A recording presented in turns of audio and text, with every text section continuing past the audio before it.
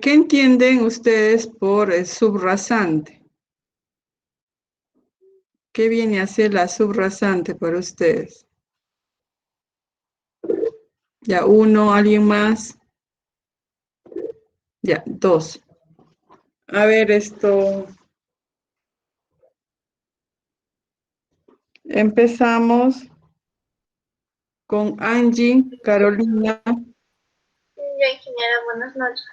Buenas Lo que noches. yo entiendo por subrasante es como el cimiento o la fundación de un pavimento que va a aguantar las cargas que va a transmitirse desde la superficie. Ya, muy bien, gracias. Jan Collazos, Buenas noches, ingeniero. buenas noches. Bueno, la subrasante se denomina el suelo que sirve como fundación, ¿no? Para que soporte todo tipo de estructuras de las vías. Ya, ya, ok. A ver, ¿qué dice Joseph Orbeso? Buenas noches, ingeniera. Buenas noches. La subrasante, ¿no? Del suelo, sirve básicamente para, para la capa estructural de un movimiento,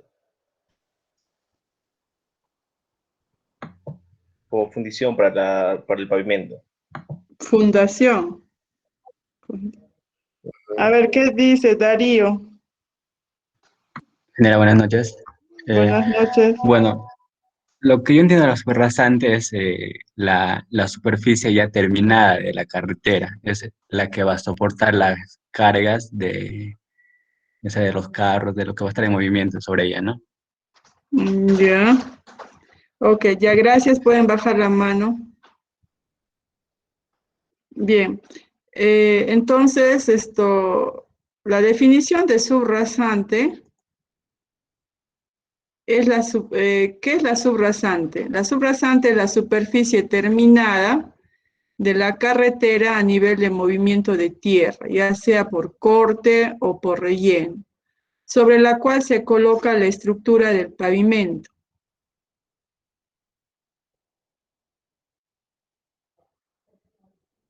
O afirmado. La subrasante es el asiento directo de la estructura del pavimento y forma parte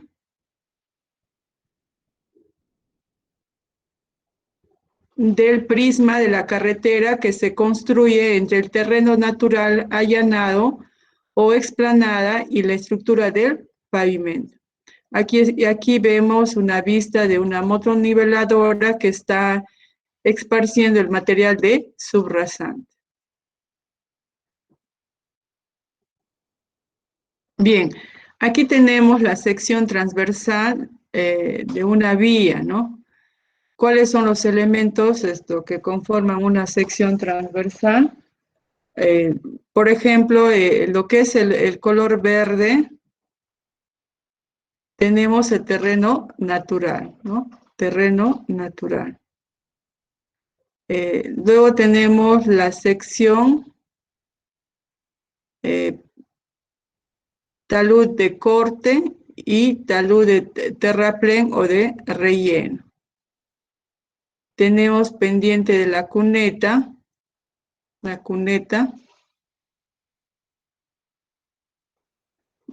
Luego tenemos la estructura del pavimento. Esta y aquí la parte inferior es la cota de proyecto subrasante, la que está con lila, acá está, ¿no? Luego tenemos la subbase, que está con verde claro, la subbase. Luego tenemos la base granular, y tenemos la superficie de rodadura del pavimento. Superficie de rodadura del pavimento. Y tenemos el eje, tenemos la corona que conforma las bermas y el carril. La calzada lo conforma el carril, los carriles, perdón. ¿No? Luego tenemos pendiente transversal, y el bombeo normal o peralte. Esos son los elementos de la sección transversal de una vía, ¿no?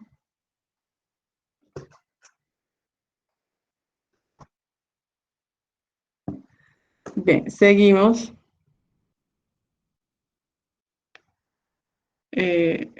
Inicialmente, cuando se comenzaron a efectuar los primeros diseños de pavimento, este concepto estaba basado en las propiedades de la subrasante, tales como granulometría, plasticidad, clasificación de suelos, resistencia al corte, susceptibilidad a las variaciones de temperatura, drenaje.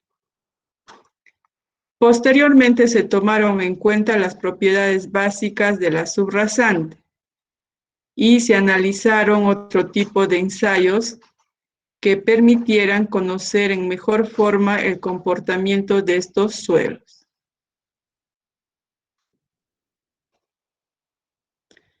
Se efectuaron ensayos utilizando cargas estáticas o de baja velocidad, de formación tales como CBR, ensayos de comprensión simple. Estos se cambiaron por ensayos dinámicos y de repetición de cargas, como el del módulo de resiliencia, que son pruebas que demuestran en mejor forma el comportamiento y lo que sucede debajo de los pavimentos en lo que respecta a tensiones y deformación. Las propiedades físico-mecánicas son las características utilizadas para la selección de los materiales, las especificaciones de construcción y el control de calidad.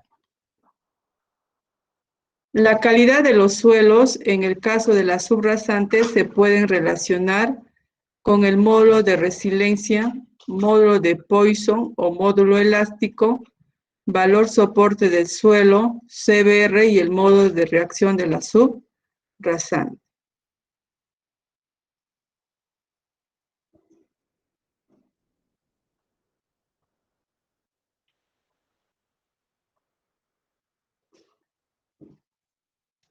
Propiedades físico 221, propiedades físico-mecánicas de los suelos para subrasante. Para conocer las propiedades de los suelos en un proyecto, es necesario tomar muestras en todo el desarrollo del mismo a través de las calicatas.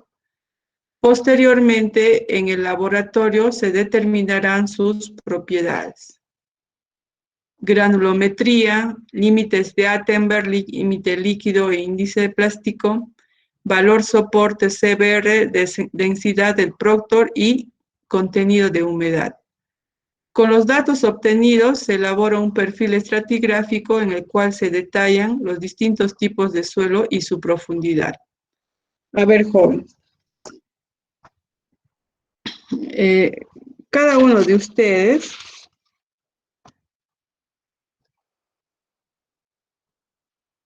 o por no decir todos los que están aquí presentes en esta aula virtual, ya conocen lo que es granulometría y límites de Attenberg, y de repente algunos sobre soporte CBR, densidad Proctor y la humedad. Bien, yo necesito 4 alumnos, los 2 primeros que me digan en qué consiste la granulometría y los 2 siguientes en qué consisten los límites de Attenberg. Ya, 4, ahí está 4. Hasta 2, 4. Solamente 4 alumnos, por favor. Ustedes ya pueden ver quiénes son. A ver, Alex y Erika, granulometría, y Angie y Mirta, lo que es límites de Attenberg. Pueden empezar.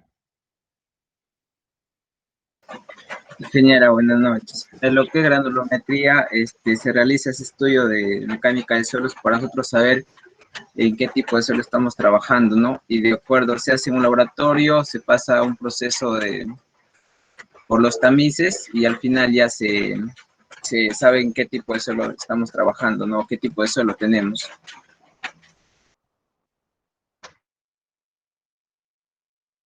Ya. A ver, ¿qué dice Erika? Ingeniera, buenas noches.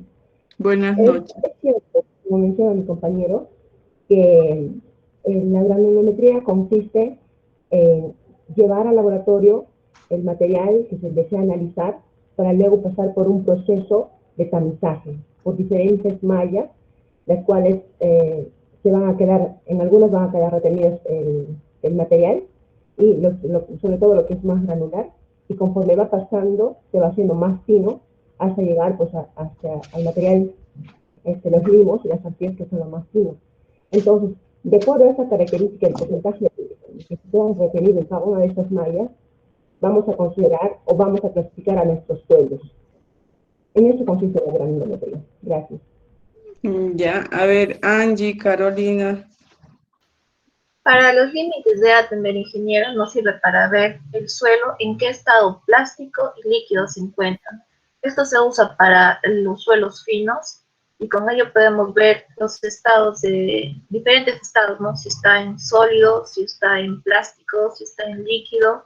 Entonces, con ese índice que vamos a obtener nos va a ayudar a darle un mejor soporte a nuestro suelo, pero solamente se va a hacer esto en los suelos finos.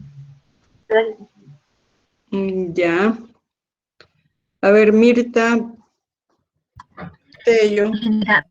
Los límites de Attenberg son ensayos realizados también en el laboratorio, como dijo nuestra compañera, y se refiere más a la clasificación unificada de suelos por sistema SUB. También podemos hallar con ello el contenido de humedad del suelo, ¿no? Límite líquido, límite plástico, el índice de plasticidad. Este ensayo, si no mal recuerdo, se hace por el ensayo con un aparato que se llama máquina de casa grande. No recuerdo mucho, pero es con ese ensayo que se realiza se puede calcular estos estados, ¿no?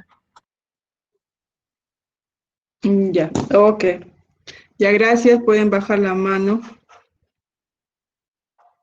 Bueno, vamos a recordar esto de lo que ya hemos visto, la clasificación de suelos, ¿no? La clasificación de suelos es el indicador de las propiedades físico-mecánicas que tienen los suelos. La clasificación que mejor describe y determina las propiedades de un suelo a usarse como subrasante es la clasificación de Ashto M145. Las primeras variables son la granulometría y la plasticidad. En términos generales, un suelo conforme a su granulometría se clasifica así: grava de un tamaño menor a 76.2 milímetros, que equivale a 3 pulgadas, hasta el tamiz número 10, 2 milímetros. Arena gruesa de un tamaño menor a 2 milímetros, hasta el tamiz número 40, que equivale a 0.425 milímetros. Arena fina de un tamaño menor a 0.425 milímetros hasta el tamiz número 200, que equivale a 0.075 milímetros. Vimos arcillas, tamaños menores de 0.075 milímetros. Dos suelos considerados finos que tengan granulometrías similares pueden llegar a tener propiedades diferentes dependiendo de su plasticidad, cualidad que se analiza en el suelo, que pasa el tamiz número 40. Dichas propiedades de plasticidad se analizan conforme las pruebas de límites de Attenberg, las cuales son: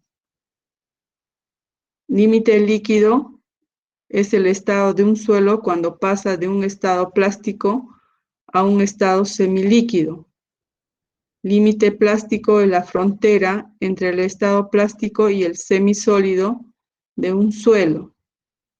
Índice plástico es la diferencia entre el límite líquido y límite plástico, que nos indica la plasticidad del material. De lo descrito anteriormente se concluye que para los suelos gruesos la propiedad más importante es la granulometría, y para los suelos finos son los límites de Attenberg. A ver, dos alumnos. En lo que es la región Huánuco, a ver, todavía, cuando termino de hacer la pregunta, levanten la mano, ¿ya?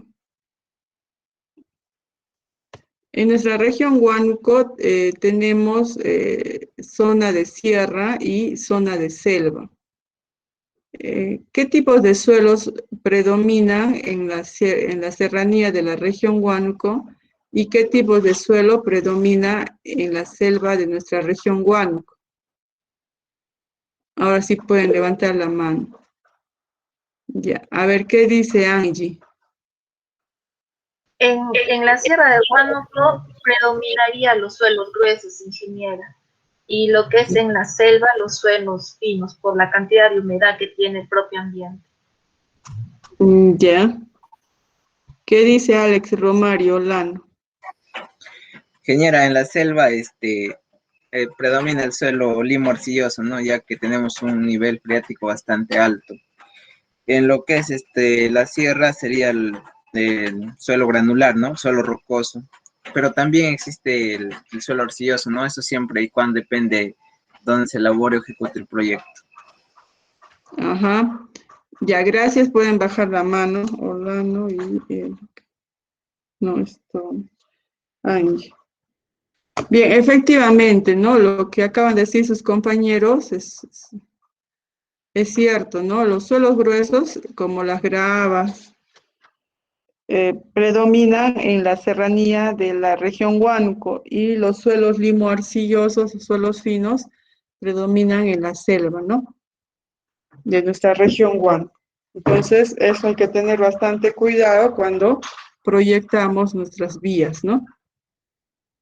Bien, en la relación entre la humedad y la densidad de un suelo compactado es una situación muy importante que se requiere al analizar las propiedades del mismo. Para el efecto se desarrollaron los ensayos Proctor, Ashton T99, estándar y T180 modificado. Y son los que permiten determinar la humedad óptima, o sea, la humedad ideal, en la cual el suelo llega a su densidad máxima y a su vez alcanza sus mejores propiedades mecánicas. El valor de esta humedad óptima depende directamente de la cantidad de energía de compactación a la que se ha sometido el suelo. Al ser mayor la energía de compactación, la humedad óptima será menor y la densidad seca será mayor. Ensayos de suelos. Existen diferentes métodos para medir la resistencia de los suelos de la subrasante que han sido sometidos a cargas dinámicas de tránsito, entre los cuales están los siguientes. Relación de valor soporte de California CBR, valor resistente de valor R, ensayo del plato de carga valor K, penetración dinámica con cono y modo de resiliencia MR para pavimentos flexibles, módulo de reacción MK para pavimentos rígidos. Bien, vamos a ver esto de manera resumida, concisa, en qué consiste cada ensayo, ¿no? Bien, la relación de... Ay, se fue el internet.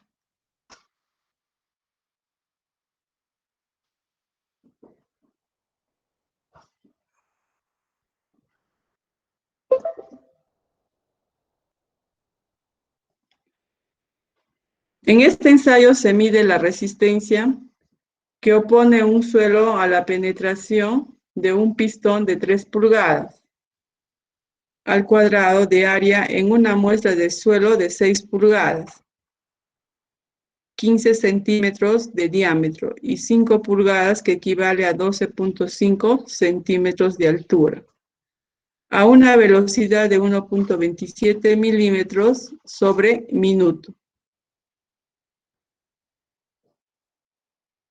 que equivale a 0.5 pulgadas sobre minuto. La fuerza necesaria para que el pistón penetre dentro del suelo se mide a determinados intervalos de penetración. Estas fuerzas medidas se comparan con las que se necesitan para producir iguales penetraciones en una muestra que sirve de patrón, la cual es piedra partida bien graduada. La definición del CBR es: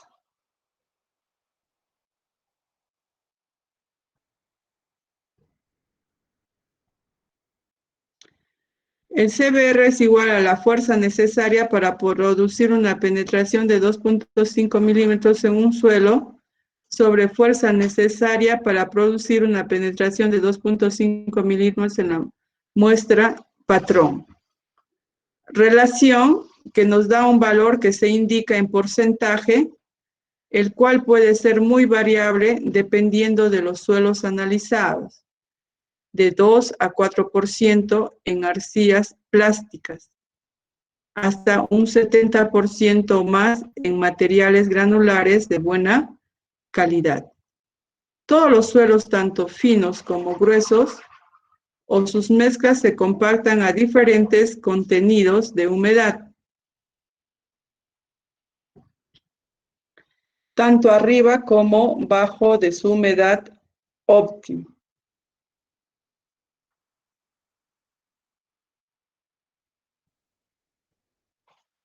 Las muestras elaboradas bajo estos procedimientos se sumergen en agua durante un periodo mínimo de 96 horas antes de proceder a su ensayo con el objeto de simular las condiciones de saturación a las cuales van a estar sometidas los suelos como la subrasante de una carretera y en esta forma obtener los CBRs de los suelos bajo las condiciones más críticas en el ensayo, y en inmersión se colocan pesos sobre las muestras, con el objeto de simular las cargas, tanto vehiculares como de la estructura de pavimento, a las cuales van a estar sometidos los suelos de la subrasante.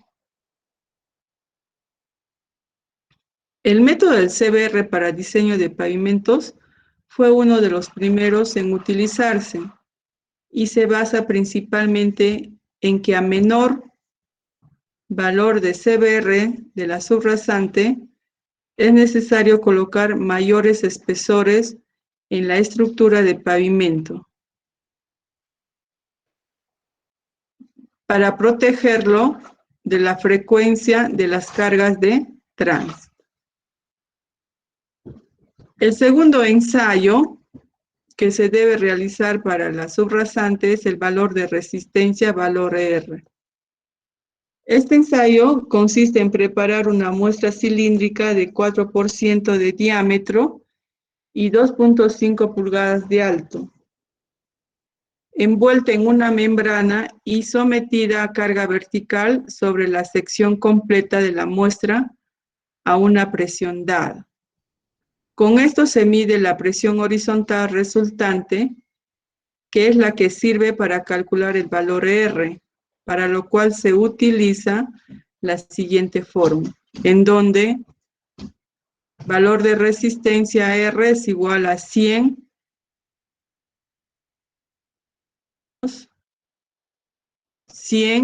sobre 2.5 px menos 1, y esto a su vez sobre D por pH más 1.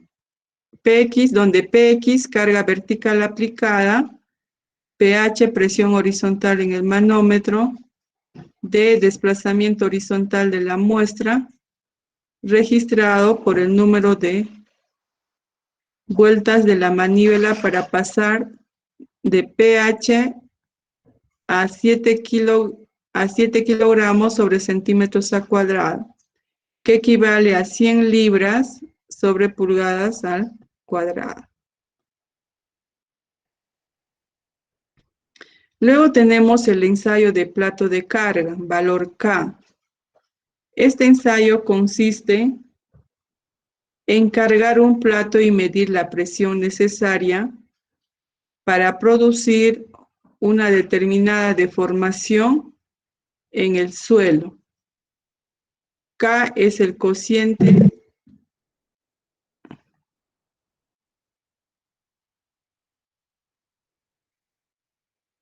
Sí, dígame, Erika. Ingeniera, disculpe. Yo quisiera saber, ahorita que usted está mencionando acerca de los ensayos que se deben de hacer en los suelos, qué distancia se debe de hacer cada uno de estos estudios para saber que la compactación del suelo es lo correcto? O sea, ¿cada qué distancia mis muestras, mis testigos? Ya, mire esto. Todo lo relacionado a lo que es los ensayos del CBR, de la clasificación de suelos, todo está reglamentado en el AASHTO, ¿no? Por ejemplo, de lo que es la clasificación de suelos está en el AASHTO M145.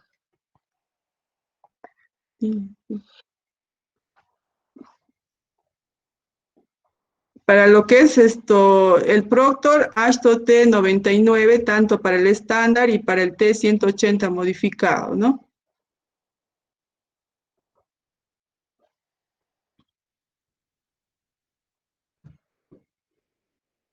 Y todo lo que se está indicando está en la guía AASHTO, ¿no? El de lo que es la penetración dinámica con cono también está especificado ahí, ¿no? Bien, el CBR está relacionado con el PR en la siguiente forma. Bueno, ¿dónde está acá? Bien, seguimos. Este ensayo consiste en cargar un plato y medir la presión necesaria para producir una determinada deformación en el suelo. K es el cociente de dividir la presión P aplicada entre la deformación producida en el suelo. K es igual a P sobre la deformación. El valor K está en función del plato de carga, ya que los de diámetro igual a 91.4 centímetros, que equivale a 36 pulgadas. Se usan para pavimentos rígidos, y los de 30.5 o 45.7, que equivale a 12 pulgadas, a 18 pulgadas para pavimentos flexibles. Luego tenemos lo que es la penetración dinámica en cono, con cono. Este ensayo sirve para medir en el terreno la resistencia que tienen los materiales, tanto de estructuras de pavimento como de subrasantes. La operación consiste en hacer penetrar el cono dentro del pavimento o suelo, haciendo que una carga concentrada, que funciona como martillo, se deje caer repetidamente y se registre la penetración obtenida en cada caída, en milímetros sobre golpe, denominado cada valor como tasa de penetración dinámica PR. Bueno, el CBR está relacionado con el PR en la siguiente forma. Esta es una forma ya establecida, demostrada, ensayada, ¿no? Que el CBR es igual a 405.3 sobre PR elevado a la 1.259. Esto es para conos a 60 grados. Y un CBR igual a 2.2 menos 0.71, logaritmo de DCP elevado a 1.3 para conos a 30 grados. En donde PR es la tasa de penetración en milímetros sobre golpes y DCP tasa de penetración en pulgadas sobre golpes. Bien, el otro ensayo, el más importante para determinar las propiedades físicas del suelo, es el modo de resiliencia para pavimentos flexibles, ¿no? El método AASHTO del 86 y del 93, el modo de resiliencia reemplaza al CBR como variante para caracterizar la subrasante, subbase y base. El modo de resiliencia es una medida de la propiedad elástica de los suelos que reconoce a su vez las características no lineales de su comportamiento. El módulo de resiliencia puede ser usado directamente para el diseño de pavimentos flexibles, pero también puede ser convertido a un módulo de reacción de la subrasante valor K para el diseño de pavimentos rígidos. En este método de Ashton se debe usar los valores medios resultantes de los ensayos de laboratorio, ya que la incertidumbre de la confiabilidad de R debe tomarse en cuenta. Como la humedad en la subrasante es variable en el transcurso del año, es necesario hacer el estudio de la variación del modo de resiliencia con respecto a la humedad y poder determinar un módulo de resiliencia promedio de diseño para la cual debe procederse de la siguiente manera. Primero, es necesario efectuar ensayos de modo de resiliencia en el laboratorio sobre muestras de suelo que representen las condiciones de tensión y humedad que simulen bajo las cuales estarán en el transcurso del año. Con estas pruebas se establece una relación en el laboratorio de las condiciones entre el modo de resiliencia y la humedad.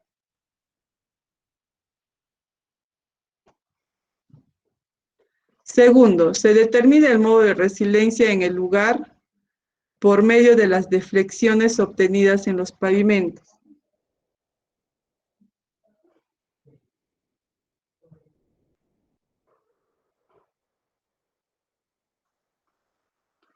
El módulo de resiliencia se ajusta para analizar las posibles diferencias que existen entre los resultados del laboratorio y los obtenidos en el lugar.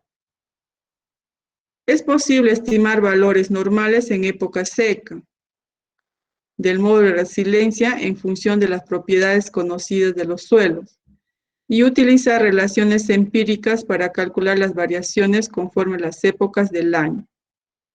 El módulo de resiliencia en la época del deshielo es entre un 10 a un 20% menor que el módulo de resiliencia normal, y cuando es suelo congelado, esto varía hasta 2 veces su valor mayor que el normal.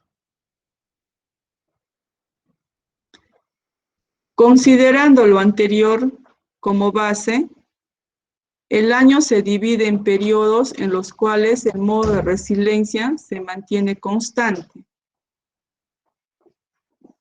Mascarilla. Dichos periodos no pueden ser menores de 15 días.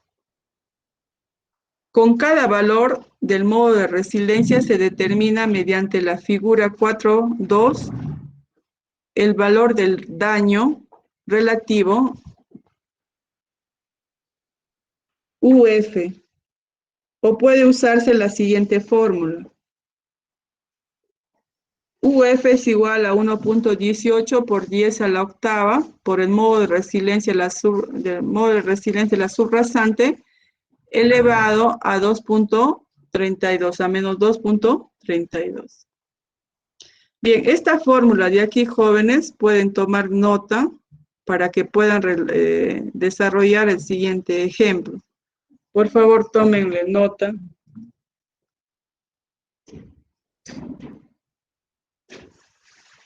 Vamos a desarrollar el siguiente ejemplo.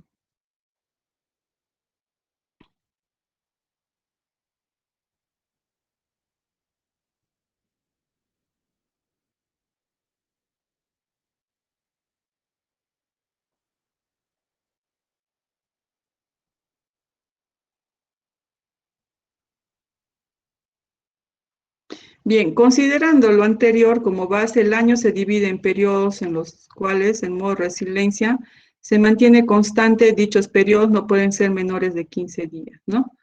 Por cada valor del modo de resiliencia se determina mediante la figura 4.2 el valor de daño representada por UF, o puede usarse la siguiente forma. Bien, se puede utilizar La fórmula, aquí está la fórmula que les he indicado en la diapositiva anterior, o pueden utilizar este gráfico de acá, ¿no? Modo de resiliencia de la subrasante y estos son los daños relativos de acá, ¿no? Bien. La fuente es la guía para diseño de pavimento Ashton 93 y datos calculados conforme la ecuación UF, ¿no? Entonces, tenemos 12 meses, enero, febrero, marzo, abril, mayo, junio, julio, agosto, septiembre, octubre, noviembre y diciembre. Lo que vamos a determinar es el módulo efectivo de resiliencia de la subrasante para pavimentos flexibles en función del criterio de serviciabilidad. Entonces, estos datos ya han sido ensayados, datos tomados en campo y ensayados, ¿no? Ensayados, ya procesados. Por ejemplo, en enero han obtenido un módulo de la subrasante, un módulo de resiliencia de 20.000 PSI. Febrero igual, marzo 2.500, abril 4.000, mayo 4.000, junio 7.000, julio 7.000, agosto 7.000, septiembre 7.000, octubre 7.000, noviembre 4.000, diciembre 20.000. Inclusive estos cálculos deberían haber realizado en suelos 1 o suelos 2, ¿no? Mecánica de suelos 1 y mecánica de suelos 2. Aquí estamos recordando, pero algunos de repente no han llevado, ¿no? Entonces, ¿qué es lo que se tiene que determinar? El daño relativo por cada mes, ¿no? Una vez determinado el daño relativo por cada mes, se halla la sumatoria. Luego se determina el promedio. Y luego de haber determinado el promedio, se tiene que hallar el módulo efectivo de resiliencia de la subrasante. ¿Ya? Entonces, lo que yo les voy a pedir en estos momentos, o a cualquiera voy a llamar, les voy a dar 5 minutos o a 10 minutos, me van a verificar el daño relativo por mes. Algunos se repite, entonces, por ejemplo, acá se repite, ¿no? Acá también se repite. 3 cálculos. A ver, por favor, ¿lo pueden verificar?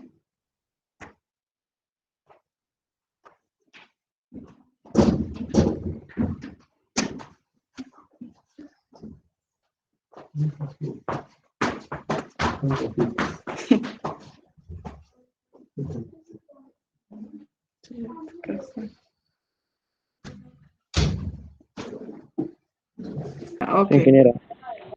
Ya, el otro procedimiento. Ya, ok, gracias. El otro procedimiento es el siguiente.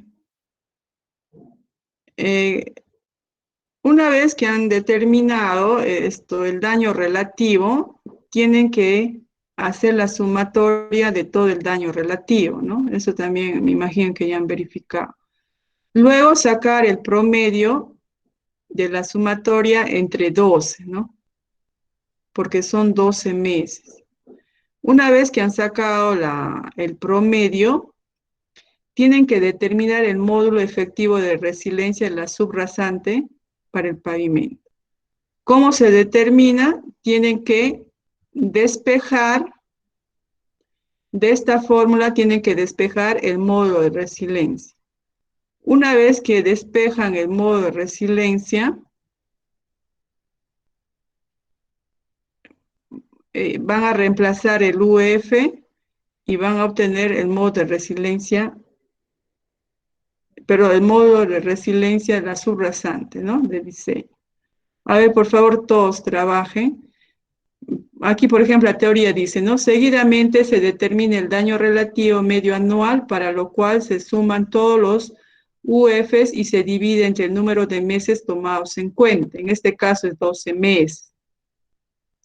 El modo de resiliencia de la subrasante es el correspondiente a UF medio, y este será el valor a considerar para el diseño de pavimento flexible, siendo el presente caso a 4.800. Bueno, en este caso, ¿qué ha hecho? Esto ha tomado el promedio de lo que es el modo de la subrasante de aquí, ¿no? Pero lo correcto es despejar de la fórmula y determinar el módulo de resiliencia. A ver, por favor, todos calculen. A ver, ¿cuánto les sale, por favor?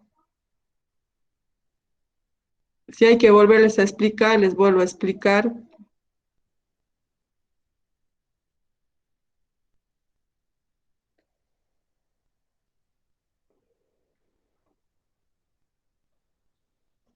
El UF me preguntan, ingeniero, ¿el UF se tomará el promedio o de cada mes? El promedio tienen que tomar, joven.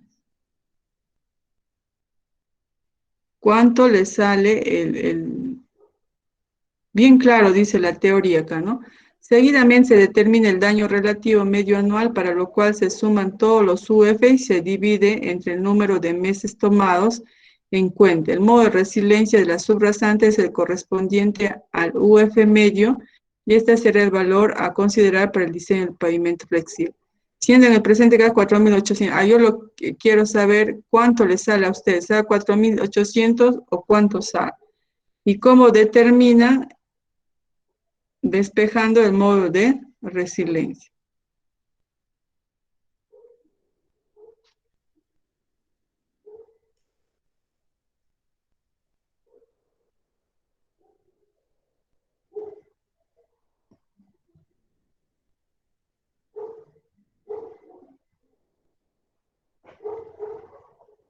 Entonces, ese es el procedimiento para determinar el modo de resiliencia, joven.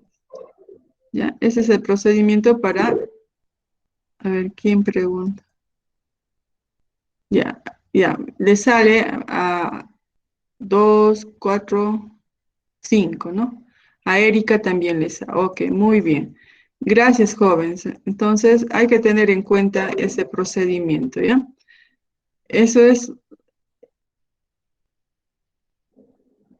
Bien. Ahora vamos a ver modo de resiliencia para pavimentos rígidos.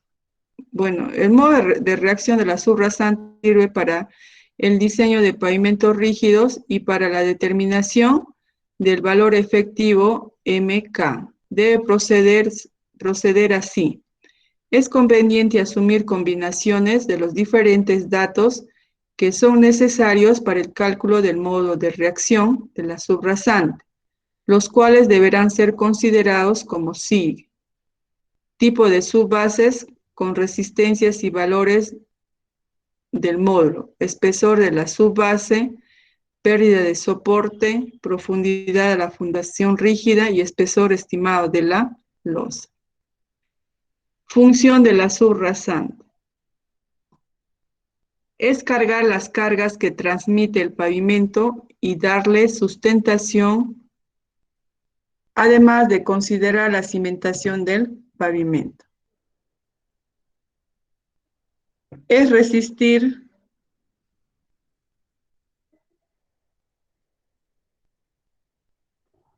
las cargas que el tránsito transmite al pavimento, transmitir y distribuir las cargas al cuerpo del terraplén, evitar que los materiales finos plásticos del cuerpo del terraplén contaminen el pavimento. La subrasante es una parte esencial en el diseño de pavimentos. Tiene la particularidad de otorgar la respuesta estructural y el comportamiento del pavimento en construcción y operación. La subrasante puede estar constituida por suelos en su estado natural o por algunos en un proceso de mejoramiento, tal como la estabilización mecánica, la estabilización física química, con aditivos como el cemento Portland, la cal, el asfalto, entre otros. Como material de fundación se debe establecer en su resistencia mecánica y específicamente ante la presencia de cargas. Bien, lo que es clasificación de según SUCS, ya lo vamos a ver lo vamos a ver el día viernes, tenemos con ustedes, ¿no? Y luego de terminar el capítulo 2, vamos a ver el capítulo 3. Y el día, con ustedes tenemos el día martes, van a dar una práctica calificada relacionada al capítulo 2 y capítulo 3, ¿no? Entonces el viernes vamos a terminar para que ustedes puedan dar su práctica el día martes, y eso va a ser la nota de su segunda tarea, más sus intervenciones que tienen, ¿no? Bien va a ser a través de un Black Quiz de 10 preguntas, o en todo caso va a ser 5 preguntas de manera desarrollada. Entonces eso ya voy a determinar. Luego el día 10, si no me equivoco, ya empiezan sus exámenes de medio curso, ¿no? Entonces, la próxima semana ya tienen que tener ustedes en el sistema su primera y segunda tarea, sus notas subidas, ¿no? Bien, entonces esto ya lo vamos a ver el día viernes. Bien, voy a llamar a ver quién. ¿Alguien? Sí, dime, Angie. Sí, le escucho. Ingeniera, lo que es el examen de medio curso, ¿lo estaríamos dando la primera clase, o sea, martes o el viernes? ¿Cómo me dices? No te escuché bien, por favor. Para el examen de medio curso, ingeniera, ¿lo estaríamos dando la primera clase del martes o el viernes? Ya, eso lo van a programar el coordinador, ¿no? La coordinación lo programa. Claro, por supuesto que tenemos clases de martes y viernes, ¿no? Entonces, eso ya lo programa el coordinador. Según el reglamento, la coordinación programa.